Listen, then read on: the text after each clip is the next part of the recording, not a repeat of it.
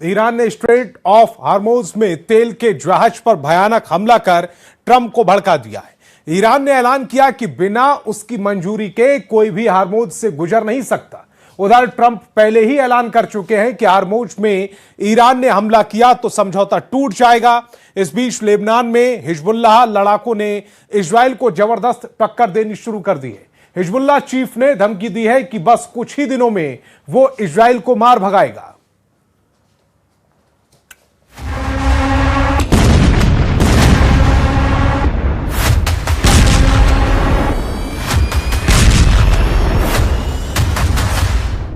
फिर युद्ध भड़क गया है, फिर बम फटने लगे हैं, फिर तेल रूट जलने लगा है। इस बार हमले की पहल ईरान ने की है। इस बार सुप्रीम लीडर मुस्तफा ने ट्रंप को गुस्सा दिलाया है। हॉर्मुज में ईरान का भयानक हमला शुरू।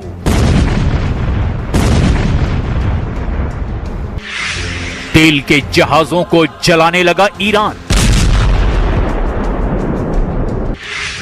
ऑयल रूट के चोक पॉइंट पर फंसे ट्रंप। 11,000 लाशें देखकर डर गया अमेरिका।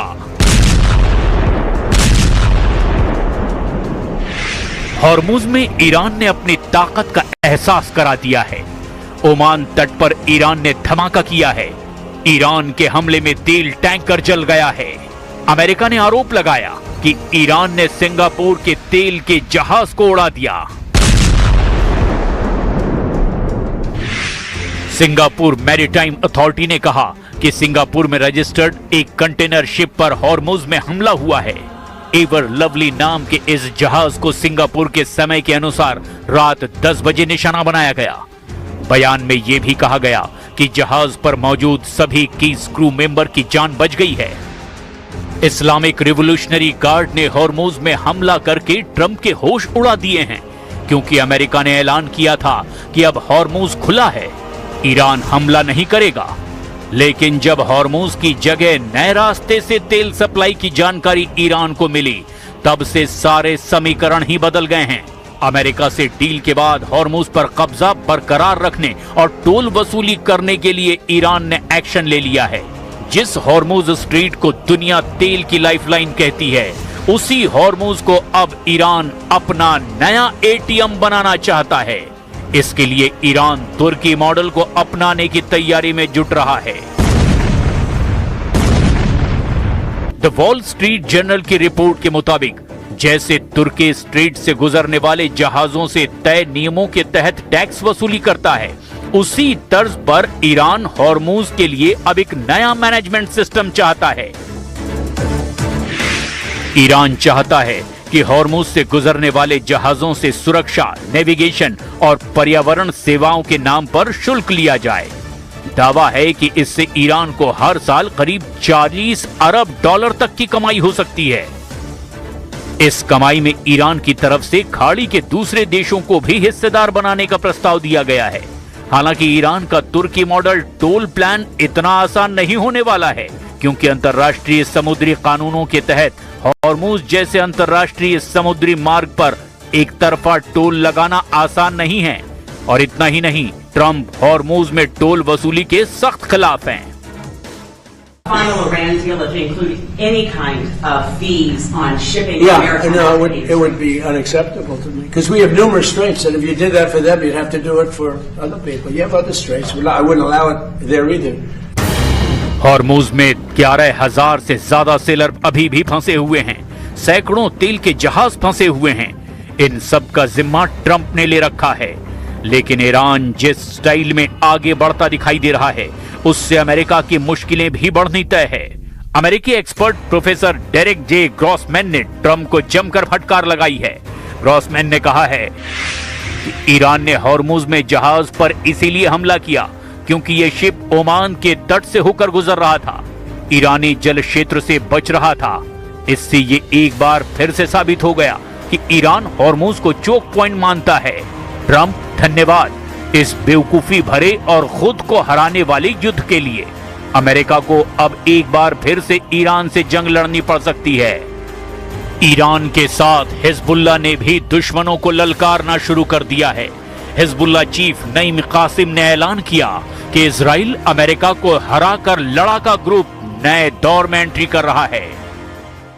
الإمام الخامنئي قدس سره رمزا وعلما ونورا وهداية وثورة وتعبئة مع القادة ومع الناس ومع المدنيين ومع التضحيات الكبيرة، وبهذا استطاعت أن تقف।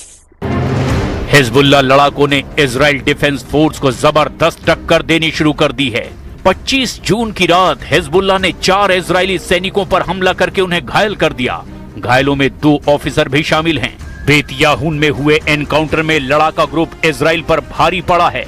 हालांकि हमले के बाद आईडीएफ ने तूफखाने और हवाई हमलों से हिजबुल्लाह के कई ठिकानों को तहस नहस कर दिया। लेकिन ट्रंप कब तक शांत रह पाएंगे, इसकी अब गारंटी नहीं है। मुमकिन है ट्रंप ने जिस प्लान पर ब्रेक लगाया था वो फिर से एक्टिव हो। ट्रंप ईरान में ग्राउंड ऑपरेशन के बिना युद्ध जीत नहीं सकते, इसीलिए उनके पास अब ईरान में घुसकर हमला करने का ही ऑप्शन बचा है। मुमकिन है ट्रंप सऊदी अरब और बाकी खाड़ी देशों के कंधे पर रखकर बंदूक चलाएं। वो ईरान के खिलाफ ग्राउंड ऑपरेशन में खाड़ी देशों का इस्तेमाल करने की बात कह चुके हैं। पहले से ही अमेरिकी सेना सऊदी अरब और बाकी खाड़ी देशों में मिलिट्री बेस का इस्तेमाल कर रही है, लेकिन ग्राउंड ऑपरेशन में जोखिम कम नहीं है। ईरान की फौज 6.5 लाख है। इसके अलावा पैरामिलिट्री फोर्स 2.5 लाख के बराबर है, जबकि ईरान में एक्टिव बसीज फोर्स 20 लाख तक हो सकती है। ईरान ने अब तक युद्ध में बता दिया कि वो नहीं बल्कि उसके दुश्मन इस जंग में झुकेंगे। यानी ईरान का इरादा बिल्कुल साफ है कि वो आखिरी दम तक लड़ेगा, चाहे दुश्मन अमेरिका और इजराइल हो या फिर सभी खाड़ी देश जो पहले से अमेरिका की मदद करते आ रहे हैं। वैसे ईरान के खिलाफ खाड़ी देश शामिल हुए तो क्या होगा? ये एफपीवी ड्रोन अटैक देखिए, कैसे एक क्वाडकॉप्टर एक अमेरिकी अड्डे पर अमेरिकी फौजियों को तलाश रहा है। बाद में जब उसे कुछ नहीं मिलता तो वो अमेरिका के एक ब्लैक हॉक हेलीकॉप्टर से जाकर टकरा जाता है। There is still the risk of escalation if Iran-linked proxy groups mobilize, and by that I mean Hezbollah in Lebanon, Iran-linked militia inside Iraq, and importantly, the Yemen-based Houthi movement that is threatened to attack shipping lanes in the Red Sea and has done so in the past. So we know they have some naval capability that could create disruption. इस युद्ध में तुर्की पर भी सबकी नजर है और Erdogan ने अरब देशों से तो कहा है कि वो इस युद्ध में शामिल ना हो। सऊदी अरब, यूएई और कतर का दौरा करने के बाद तुर्की के विदेश मंत्री को इस बात का एहसास हुआ कि ये सभी देश ईरान के खिलाफ युद्ध में उतरने के लिए तैयार हैं। अमेरिका और इजराइल की शुरू की गई इस जंग में अब सऊदी अरब, यूएई और कतर ईरान के खिलाफ नजर आ रहे हैं, जबकि तुर्की का रुख बता रहा है कि एर्दोआन अब मुस्तफा खामनेई के समर्थन में आ गए हैं। ये ऐसे वक्त में हो रहा है जब ट्रंप ईरान से समझौता फाइनल करना चाहते हैं, लेकिन ईरान ने हॉर्मुज में धमाका करके ट्रंप को ईरान में ग्राउंड ऑपरेशन का मौका दे दिया है। अमेरिका ने मार्च के महीने में युद्ध के दौरान ईरान के कई आइलैंड को टारगेट पर लिया था। तब ट्रंप खार्ग और खुजेस्तान में हमला करने के ऑर्डर दे चुके थे। अब बस ट्रंप को इसका फैसला करना है कि हॉर्मुज धमाके का जवाब वो कैसे देंगे। उधर इस मुकाबले के लिए ईरान ने तैयारी पहले ही पूरी कर रखी है। ईरान के स्पीकर मोहम्मद बाकर कालिबाफ ने कहा कि ईरान अमेरिका की हर हरकत पर नजर रखे हुए है। अमेरिका की फौज की गतिविधियां देखी जा रही है। अमेरिका के सैनिक ट्रंप और नेतन्याहू की गलत फहमियों का शिकार बनेंगे। ईरान का इम्तिहान लेने की कोशिश ना करें ट्रंप। युद्ध की शुरुआत अमेरिका और इजराइल ने की, लेकिन इस जंग में ईरान लगातार बढ़त बनाए हुए है। ट्रंप की धमकी एक तरफ, ईरान का लड़ाका जज्बा दूसरी तरफ। ईरान बता रहा है कि जून 2025 का पलटवार तो ट्रेलर था, असली पिक्चर अब देखने की बारी आ चुकी है और ये पिक्चर ईरान ने अपने सरकारी टीवी चैनल पर कई बार दिखाई है। स्टूडियो में मिसाइल देखकर हर कोई हैरान है। दर्शकों के बीच मिसाइल दिखाने का क्या मकसद हो सकता है? ये मिसाइल तो लॉन्च पैड पर होनी चाहिए थी। पहली है फतह मिसाइल और दूसरी है खैबर शिकन मिसाइल। ये दोनों मिसाइल इजराइल को काउंटर करने के लिए तैयार की गई है, लेकिन एक तीसरी भी मिसाइल है जो खाड़ी में अमेरिकी अड्डों को काउंटर करेगी।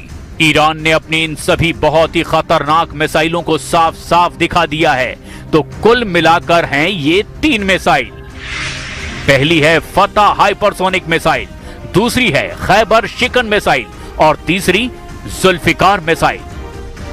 अब इन मिसाइलों को दिखाने का सिर्फ एक ही मकसद है और वो है ईरान के आसपास मौजूद अमेरिकी सेना और उसके अड्डों को तहस नहस कर देने का इरादा। साथ में इजराइल पर ऐसा हमला जिसके बाद नेतन्याहू फिर कभी ईरान के खिलाफ लाल आंख दिखाने की हिम्मत ना करें।